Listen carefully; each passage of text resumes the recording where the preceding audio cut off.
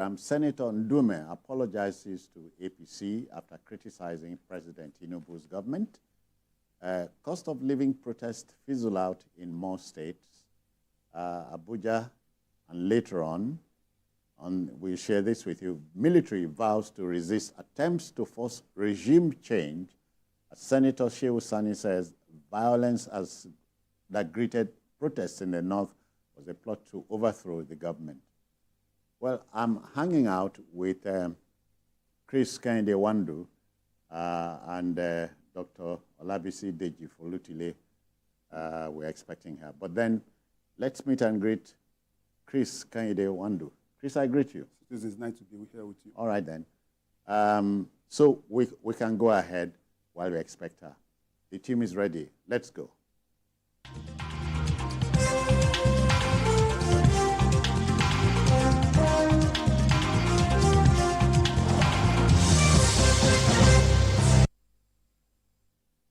Okay, then. You know, we're told always that in politics, there's no permanent friend nor enemy. And so in a democratic society, a man is given an opportunity to change his mind and seek political redemption. For Borno State-born political gadfly, Senator Mohammed Ali Ndume, being penitent and seeking to mend his broken changes is better than digging in. Let's inform you that the erstwhile Senate Chief Whip has admitted his mistakes and therefore apologized to the leadership of the All Progressive Congress, APC, for his misdemeanor. A man is on the brink of being restored. Let's share this story with you. Come, let's go there. Well, it is not surprising that I was invited to hear my own side. And we had family discussions. And actually, I've accepted the mistake of not talking to the party as the last point. And I promised the party that all my observations as a senior member of the family should have terminated or ended with the party. And that is something that moving forward. But whatever I said or whatever I did was out of patriotism. We are quite satisfied with the apology. In fact, as he said, we invited him. And you know the party is the father of everybody in the party. We are free to invite legislators. We are free to invite members of the executives. And we are even free to invite all the appointed party members in the government. So that is why we decided to come in, so that it's a family issue. We need to resolve it. And we are writing to the National Assembly, conveying what has transferred between Senator Ndume and the party. And as you know, he has apologized to the party, and we convey the same issue to the National Assembly so that with hope they can review their position.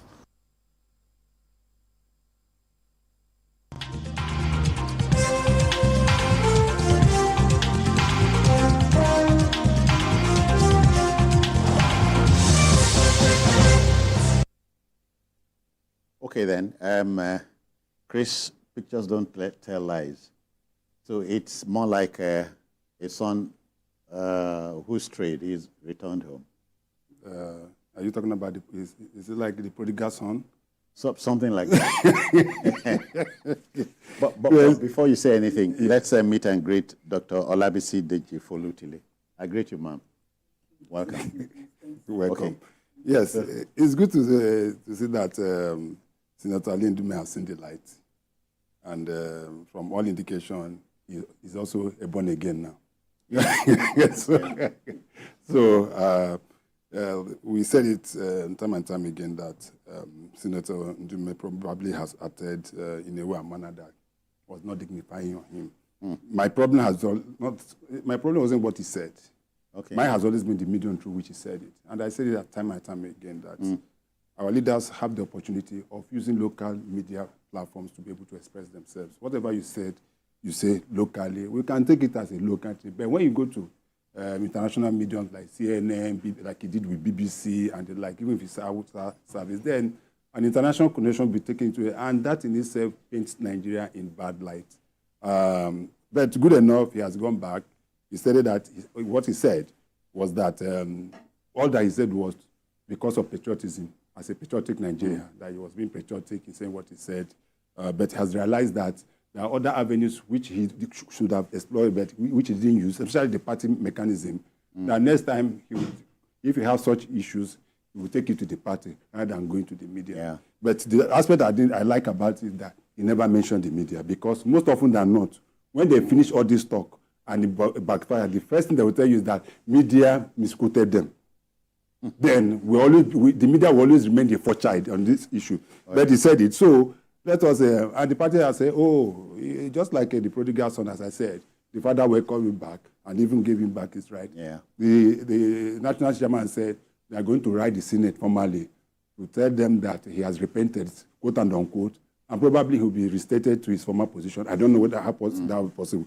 But it's good to see Ali Ndume back to where he belongs. Yeah.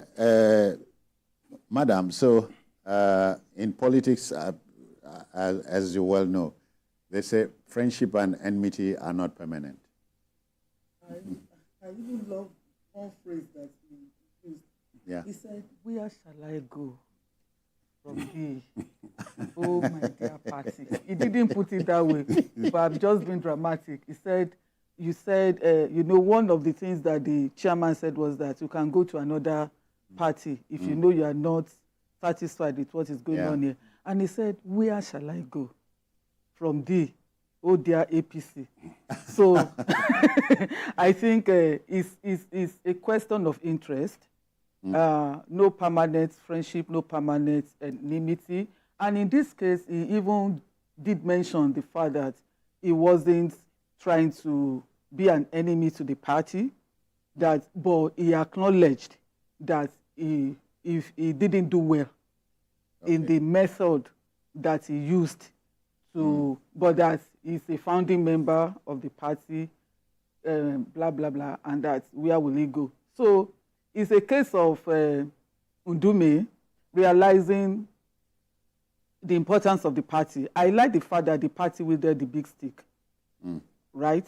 Because, I like that fact, and the fact that he too now retraced his step and all of that. Because in the past, what we see is that... Remember that the mother and the boy who kept telling him, "Mommy, calm down." Calm down, be calming down. So I think in the past, people had freedom. Some party members, can be criticizing and doing all sorts of things. And it's so funny to us as Nigerians, because when you belong to a party and you benefit from the party, and you now come to the public to talk against the party, and when the party decides to wield the big stick, you quickly go back to the party. So as a people, we apparently understand what should be going on, but it's also good that at least both the party and the senator are in good terms now. At least they can work together to resolve or bring solutions even to the problems that he, as a senator, identified. Because as far as Nigerians are concerned, we voted in APC, and we expect APC to deliver on its mandate to Nigerians. We are not looking at individuals here. We are looking at the party, and whatever it is, the party is expected to work together to give Nigerians what their expectations are. And I think that is the most important thing now. Yeah. And I think that is what they are working towards. Okay. Chris, and again, barefaced politics, but the real job is making Nigerians happy. Yes, that's the real job. But let us also put it in context that in as much as Ndume apologized, he did not retract what he said. He didn't. He didn't retract what he said. And he said it. He said all he said was the truth. But the means through which he channeled that information was wrong. So he didn't retract what he said, but he said that the way and manner, he did not explore all the avenues. And that is why that's the supremacy of the party. Because if a member of the party, at least within certain level, it's expected that if you have issues, there are ways and mechanisms to sort out that he's a senior member of the Senate. There is the Senate caucus of his party. He's been. He has been at the National Assembly for close to 70, close to 2003. So that's about 21 years. Yeah. So he knows. So if he's after he has used all those, his annoyance, if you remember what he was saying, is that he said he couldn't have access to the president. That he had to make unnecessary. And we are at the point at one of the times that we talked, that we said that even him as a senator, it's easy for people from his constituency to make see him. So, but all well and good. The chairman said it was a party affair, and they've settled it. Party. In other words, the stubborn boy has returned home. I say it's a born again. Open the doors for him and so on. All right, welcome back, distinguished senator. Okay, then let's go to our next story. You know, chances were 50-50 that the fire in the cost of living protest was going to fizzle out. A tough police response coupled with a call by President Bola Tinubu appeared to have dampened the demonstrations. It's day number 7. The momentum appears to have waned.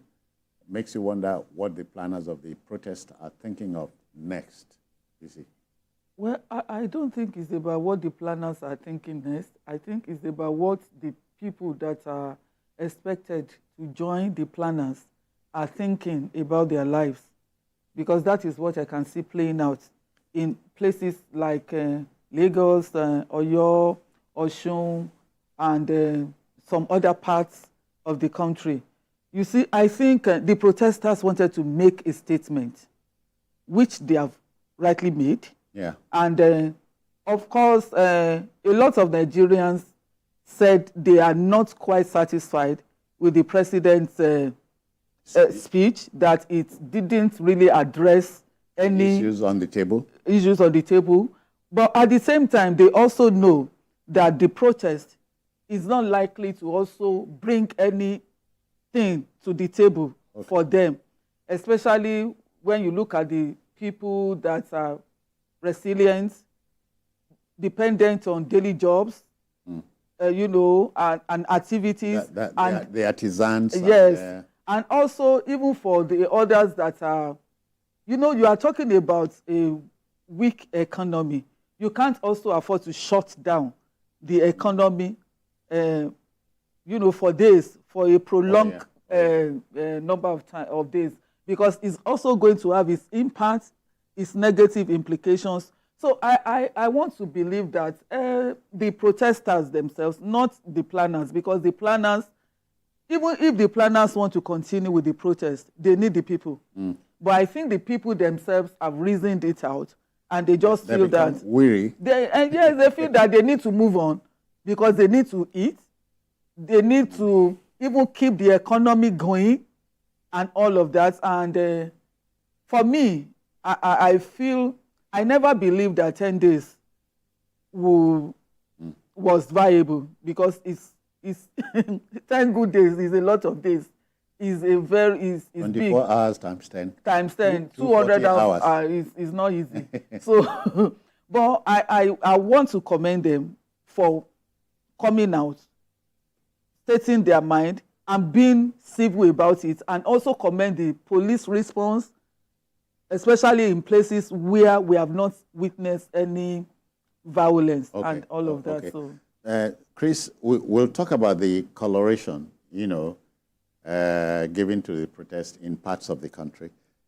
Your southeast region, for instance, and in my south region, I know that Akwa Ibom, quiet, but neighboring Cross River, not quiet.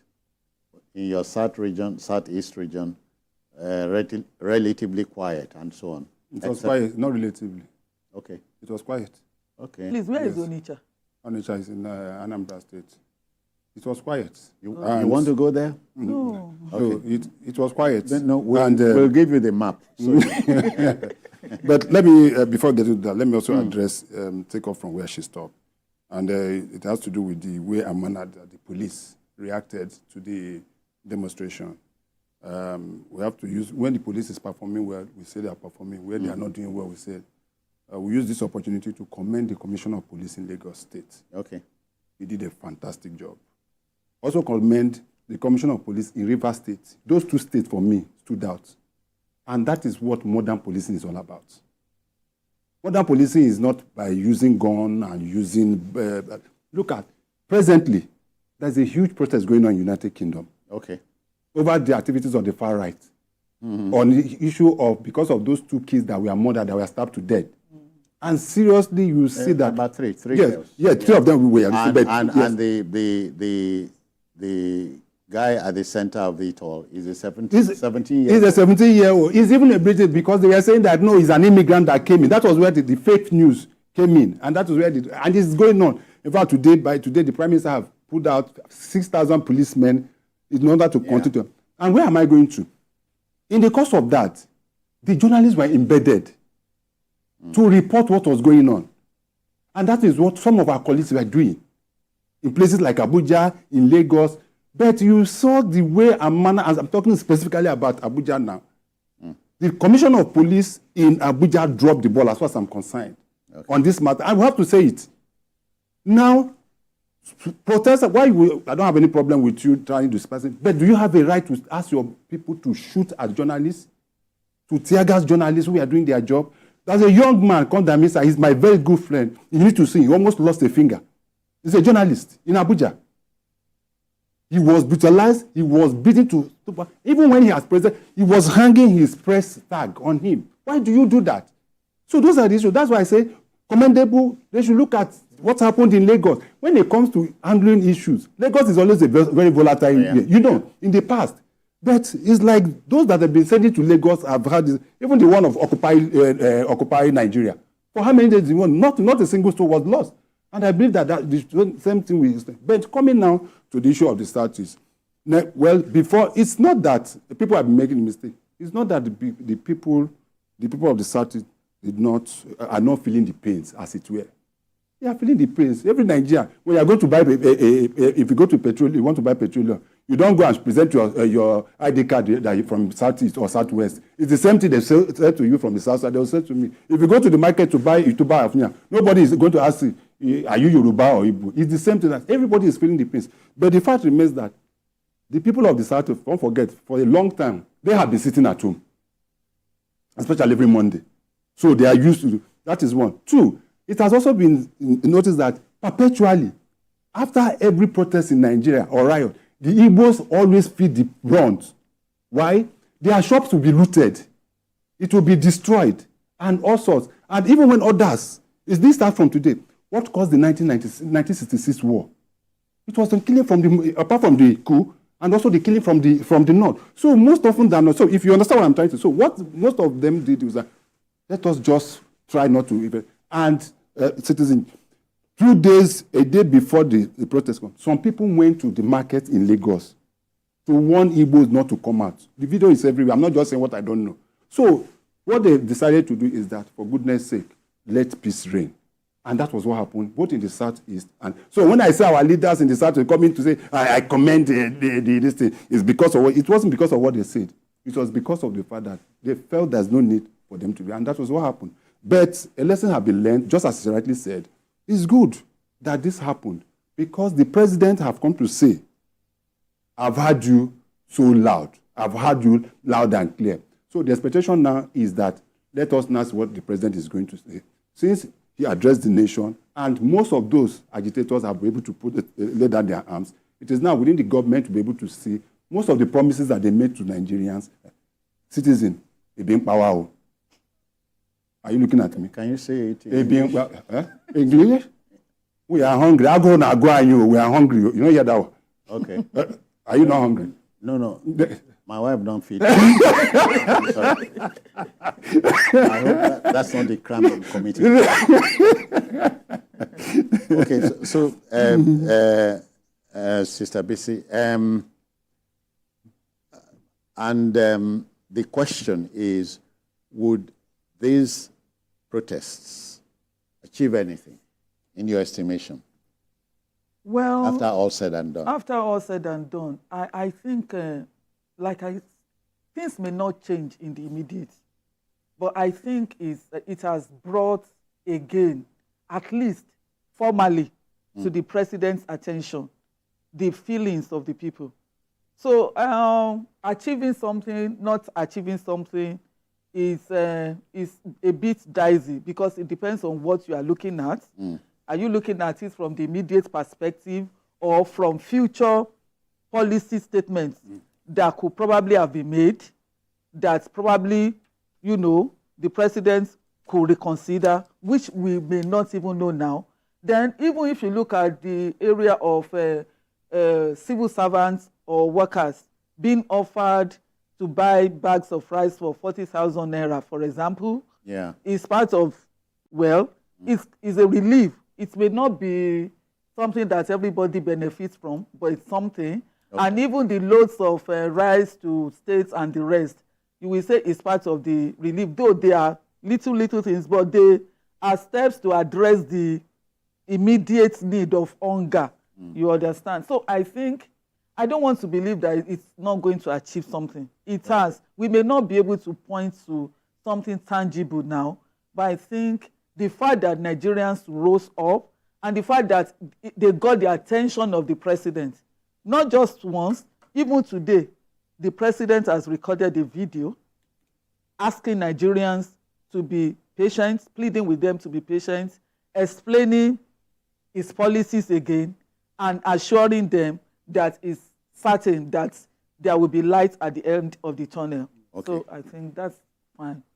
And not the light of an onrushing train. Yeah, just like the removal of duties on food items, imported food items, it's still part of the measures being put in place. Yeah. I just hope and believe that the president will be able to act fast on some of these issues being raised. All right, folks, let's get to our next story. The times are challenging indeed, and so many things happen for a reason. Former federal lawmaker and Kaduna State Senator Shehu Sani has condemned the violence that greeted the cost of living protest in the north. As far as he is concerned, it was all an attempt to overthrow the government. Meanwhile, the Nigerian military has vowed to resist any attempt at pushing for an undemocratic change of government. According to the Chief of Defense Staff, General Christopher Musa, individuals or groups found flying foreign flags will be treated as enemies of the state. Now, let's share this story with you. Come with me. It's been a difficult period since protests broke out in parts of the country. Security forces, led by the police, have grappled with demonstrations which in parts of the country degenerated into violence, forcing some state governors to impose curfew. The president's meeting with heads of security agencies on Monday further put them on their toes to manage the demonstrations and the evolving security challenges in the country. 24 hours after that meeting, heads of security agencies meet again, but this time at the defense headquarters. The Chief of Defense Staff is deeply concerned with the recent turn of events, but expresses the intention of the armed forces to defend the country's sovereignty and assist law enforcement agencies in managing internal security. We love Nigeria, we love the country. We are mindful of the fact that we are being paid, we are being equipped by monies generated from the country, and so we are duty bound to protect the country. We are only after those that are against the state, not those that are innocent. So I want to make that very clear. The Nigerian army stand assured in defense of our democracy, of our peace, of our harmony, and we are not going to shift ground on that. We are achieving results, and like I said, it is far much better than where we started, and we hope to redouble our efforts to make it better. I want to remind all Nigerians that while it is a constitutional right to participate in peaceful protest, it is also an offense and a crime to engage in disorder, violence, and chaos. They reaffirmed the commitment of the federal government to economic prosperity despite the current challenges. There was a Shaman Mao in China, the father of China, who said, "Let all Chinese go naked until we're able to produce our own clothes. Let us all go hungry until we're able to produce our own food." And What do we have in China today? Prosperity. China is one of the super world now. There was a time that it was hard for them. They went through hardship before they became great. Let us also agree that this is the hard time that we have to go through for prosperity to come to our country. Yes. Now, is there an intelligence? Yes. Were actions taken? Democracy is not the same thing as dictatorship. In democracy, you follow procedures, you follow rules. Other heads of paramilitary agencies also reeled out the reforms their agencies are carrying out to fast-track development in the country. We are going to work very closely together to sustain and even, go on above the present situation of the form of operation that security agencies are doing. Between the interests, the long-term interests of Nigerian farmers, Nigerian stakeholders who are involved in the productions of these items, and the short-term interest of addressing food. While the federal government is asking for time to allow the reforms yield the anticipated outcome, Nigerians are also looking for short-term interventions that will make lives meaningful and increase livelihoods. Sifon Asian, TVC News, Abuja.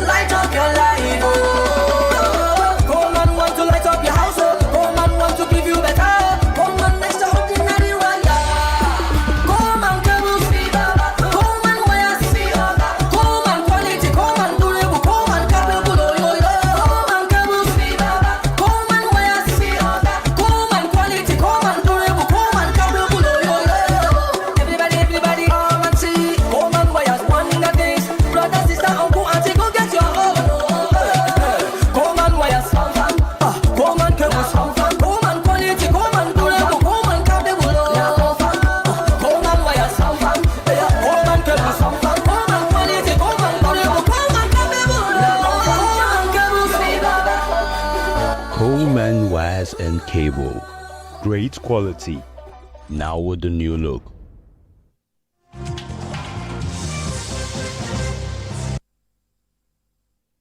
All right, folks, welcome back. CK, when the military brass hats come out, it reminds me of the saying that when men and mountains meet, great things are done. So which brass first, the men or the man? When they meet. And the IGP, quoted Chairman Mao. One quotation, this I'm sure you remember this. Chairman Mao said, war is politics with bloodshed, while politics is war without bloodshed. That's good. So the IGP, to the largest knows, anyway, he's a first-class graduate of mathematics, so he knows what is talking there. But let us look at the issues as it were. What Senator Sani said. First and foremost, we have to establish the fact that any attempt to fly any foreign flag in a country like Nigeria is a treasonable offense. That has been established in the Constitution of the Federal Republic of Nigeria. So you have there's only one flag that is known for Nigeria, which is the green, white, green. Yeah. The other one that you see behind the president when he's talking, one is the Nigerian flag, the other one is for armed forces. The other armed forces. Most people don't understand. Armed forces, that's the armed forces color. They say, no, it's Russia. No. Most of our people, the way they behave, because he almost carry the same color, they say, that is not Russian flag. That is armed forces, meaning he's the commander-in-chief of the armed forces. So we need to get that clear. Now, except, let me add, BCL also knows the only time you may fly a Russian flag here is if we were playing Russia at any of our stadiums. Yes, any of our, of course. Of course, or we're having a competition like the Olympics they're having now, and Russia decides to win gold here in Nigeria. We raise their flag. So any of that thing to the contrary. The anthem of Russia will be it will played be here. played as well. But you have to know that this is not the first time this has been done, especially in the north. When you see any time that the Palestinians and Israelis are having issues, it happened in 2020. Yes, even that's what doing. When in the north, Yeah, they burned the American flag. that is what I'm saying. So it's not, to me, this is not the first time they are doing this. The only little aspect is where they are not shouting in Hausa, army should take over, army to Yoka. That is it. So it has become a norm within. That is their own style of protesting.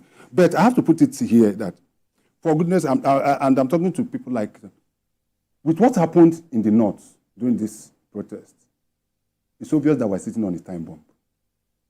Look at the people that came out to protest. Those people, all those guys going and looting at it. These are children between the age of 7, 8, 10.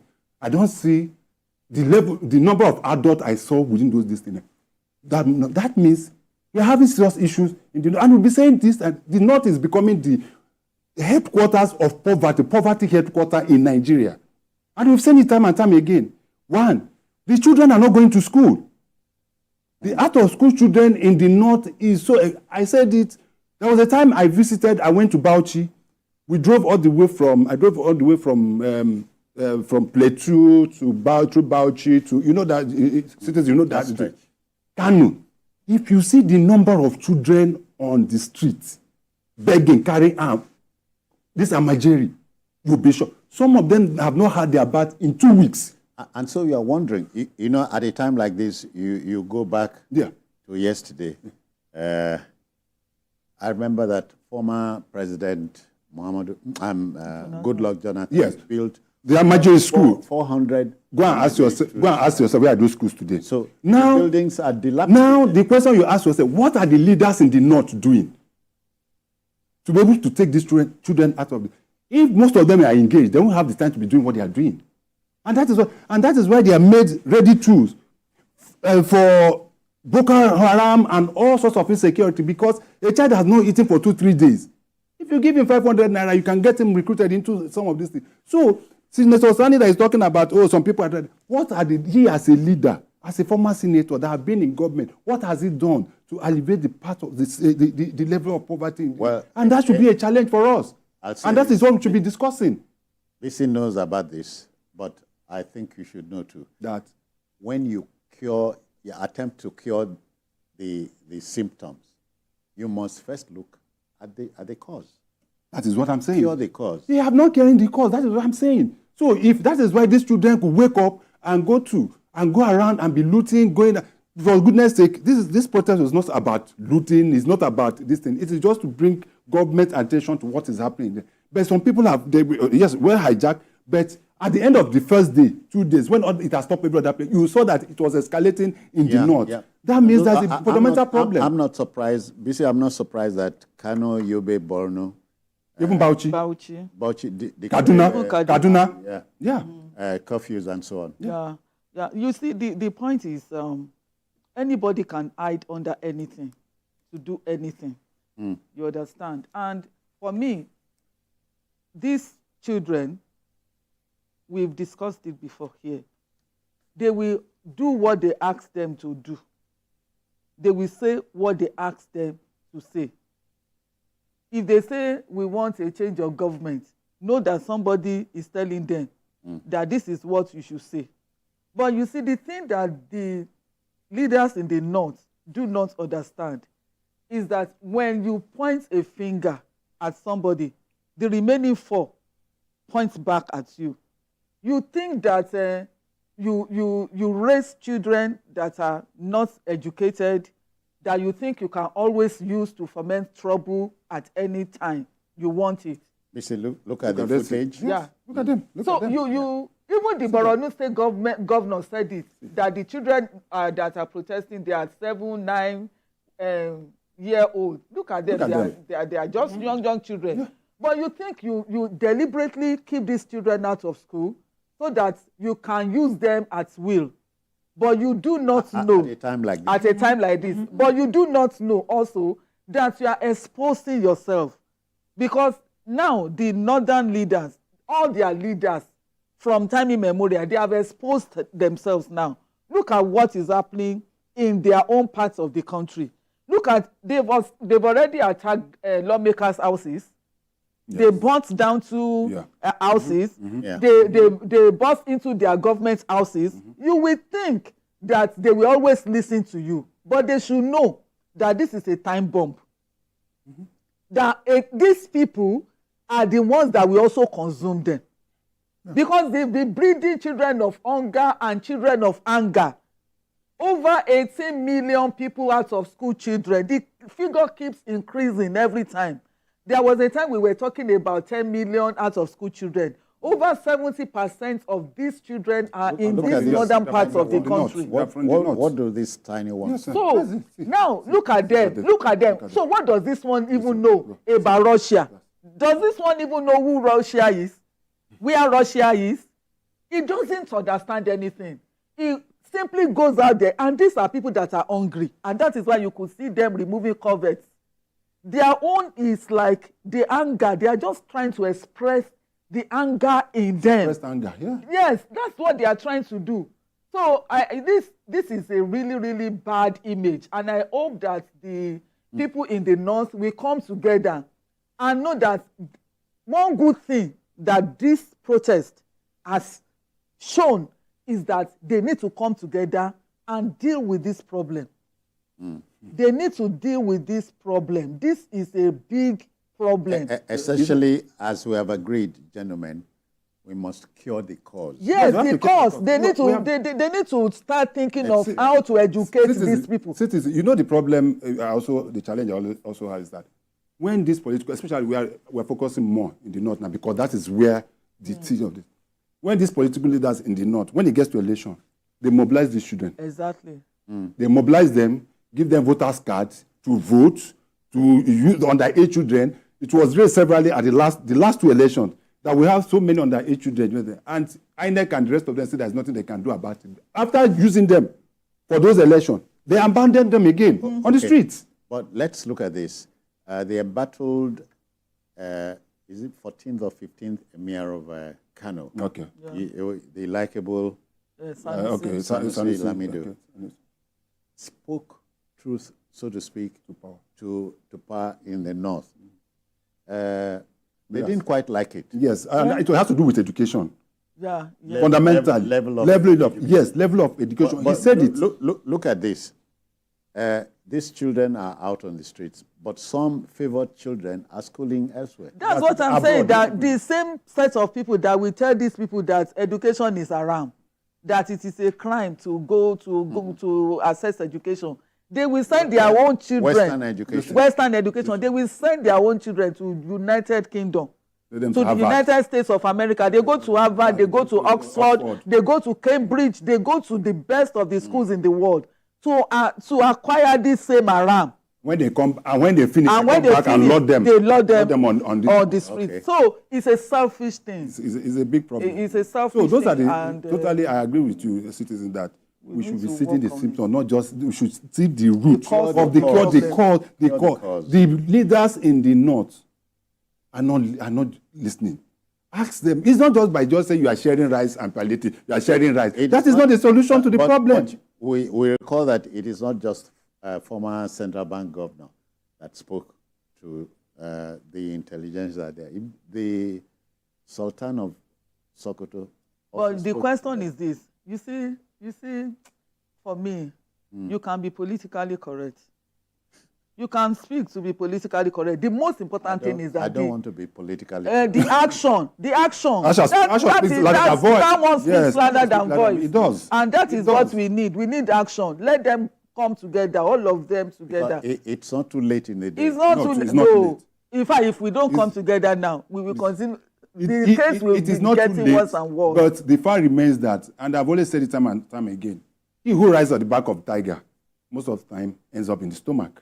And that is what is happening. If the oligarchy in the north, we're not saying that some of these issues, we don't have them in the south, but it is not at this level. It is not at this level. The first thing and foremost thing, the way to empower a people, the first thing is education. We're not even talking about this thing. If you educate a child, if we know, he'll be able to, it's not, don't give me the fish, teach me how to fish. Okay. And if you teach me how to fish, I'll be able to fish myself. All right. as always, our business is to mold opinion, and that's what we're trying to do. We hope they are listening. Okay, then, let's broach our last, not the least, subject for today. You know, in ordinary language, a criminal is an antisocial element who indulges in unlawful acts punishable by a state.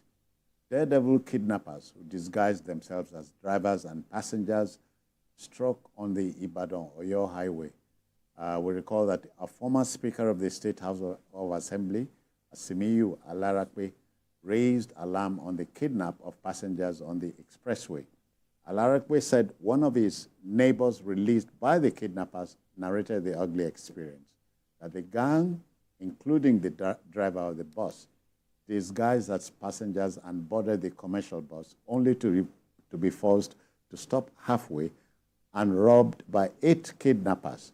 The criminals collected their phones and money before leading other passengers into a thick forest. BC, the crazy times continue. Yeah, but I would think these criminals are, from this description, must have looked like the people around. In other words, they are... To lure them in the first place. I don't think that these ones are external criminals. I want to believe that these criminals are criminals They are homegrown. They are homegrown criminals that live among the people in that community, in the transportation community. I mean, for them to be, for a driver that is driving a commercial vehicle, because I want to believe that those passengers must have boarded that vehicle in a designated park. I may be wrong.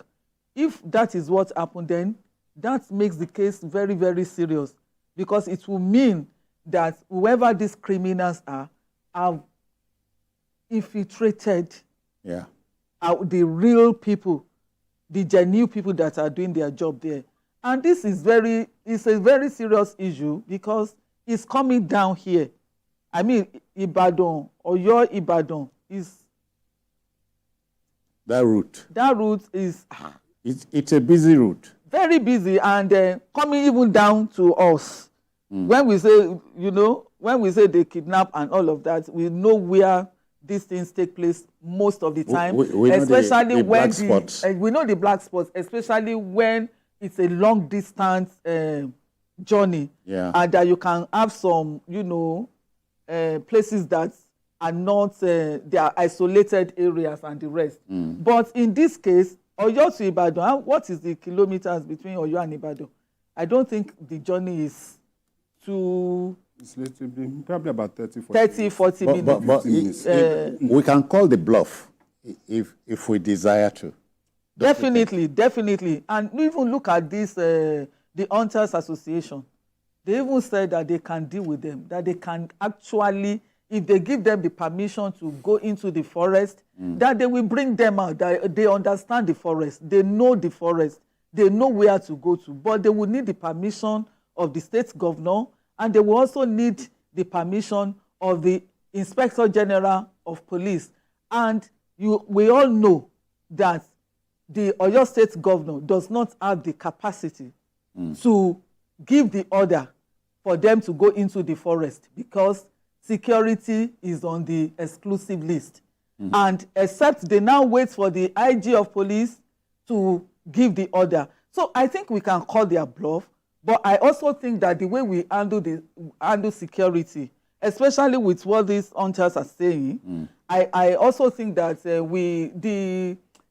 we are giving the criminals some kind of leeway to operate due to the our constitutional restraints, which prevents us from having a state police, for example, and which makes governors who are supposed to be chief executives of their states not to have the power to command the commissioner of police in their state. So I think this lacuna is helping the criminals to operate, and I don't think they are too powerful, especially now, because this is just starting.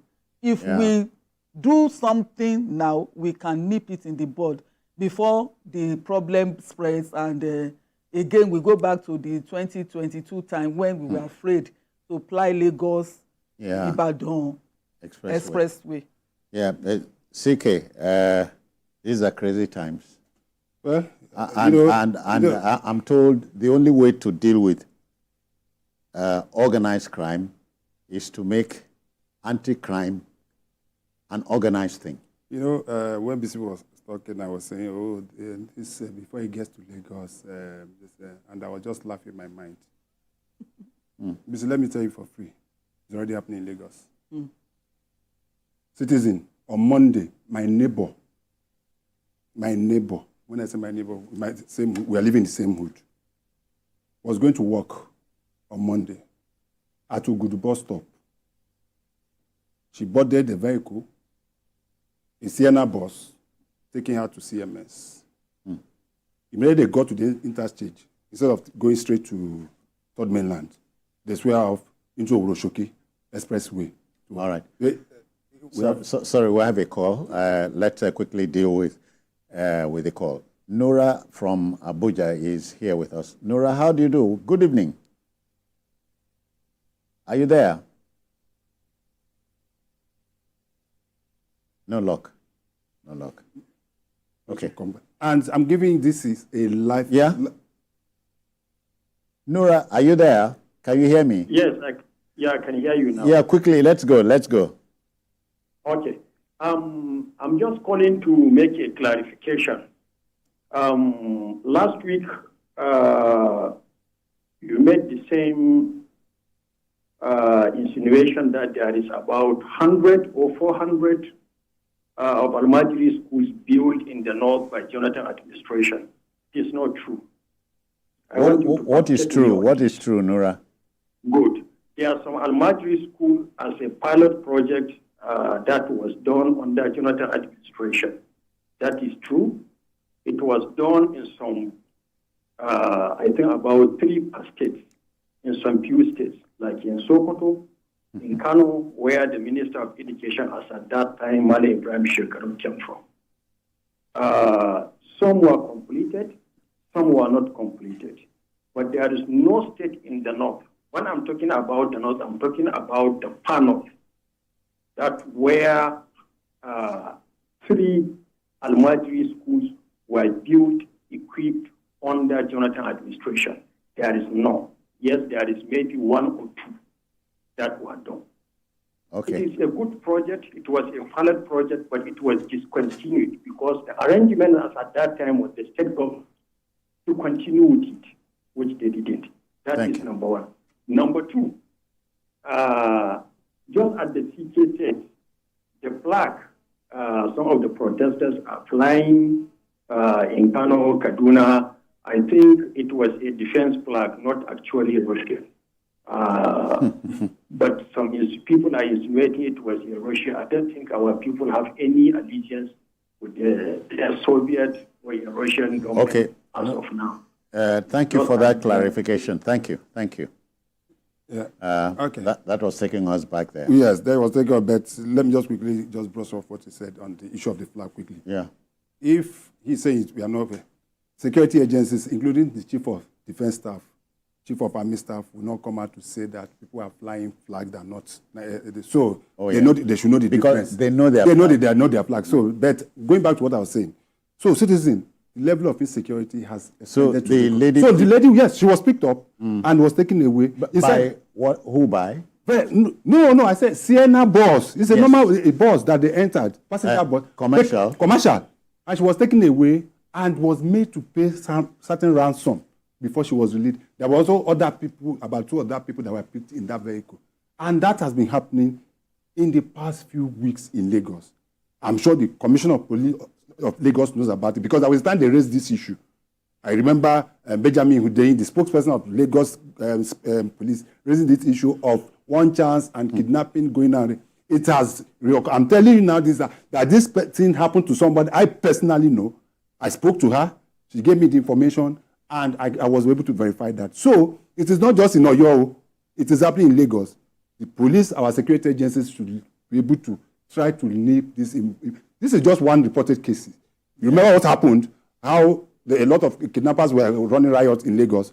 People didn't believe it until the police killed those 9 celebrated billionaire or millionaire kidnappers. That was when it happened. It has been happening in most parts of Lagos.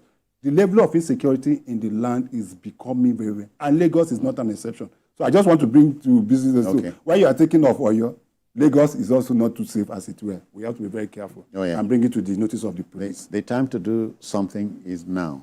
Definitely. When Amoteku came, we thought it was like a Daniel come to judgment. Exactly. Yeah, that I was even coming to that. You know, the late Osun State governor, Akeredolu, actually, Arakunrin, you know, gave those people the power to go to the forest and bring out these criminal elements. And we saw that at that time, they witnessed a bit of respite.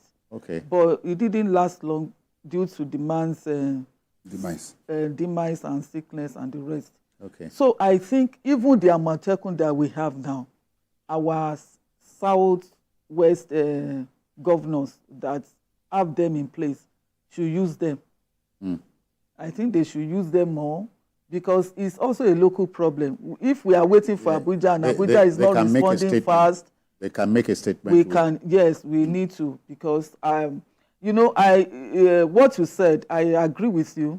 But because this one is a fully loaded bus vehicle with 18 passengers, unsuspecting, unsuspecting and loaded from a normal garage, is a serious issue. Though every other issue is also serious. So I think Amotekun, whatever Amotekun can do, they should do. Talk about the enemy within. Yes. Okay. It is. Gentlemen, the index finger of the producer is saying, time to go. Pack your load down. So, not load.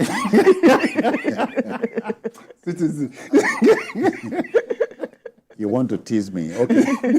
That will just about do it for the program today. Not to worry. But let's thank Dr. Olabisi Deji Folutile for her time. Thank you. Thanks for having me. And no less so, Chris Kehinde Wandu, CKN. Many thanks for your intervention. Thank you very much for having me. That's it.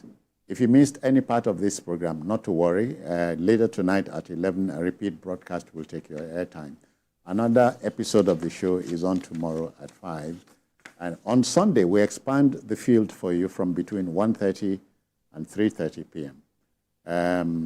Just to also tell you, we are on YouTube at youtube.com/TVC News Nigeria. I am Citizen Jones Hussein. Bye-bye now. Take care.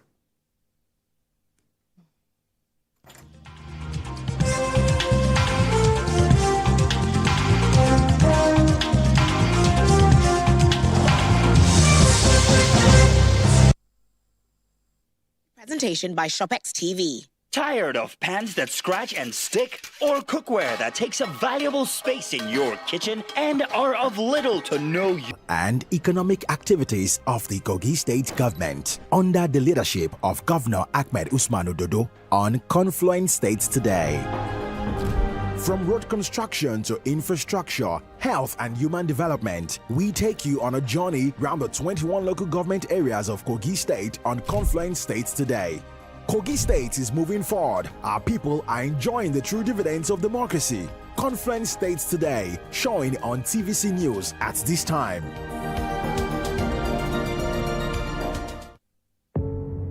Doubt and fear doesn't occur at the canvas, it shows in the canvas. It shows the conation of raw earthen material slabbed, stroked, and molded at a pace provided by the doubt and fear. Every move weigh in the struggle of one to the other, merging the past to the present, brushstrokes of colors seen but not known. For when the wailing stops, the pieces settle down in abject beauty, erected for a century of a century. Speaking, advocating, protesting as the arts are meant to be.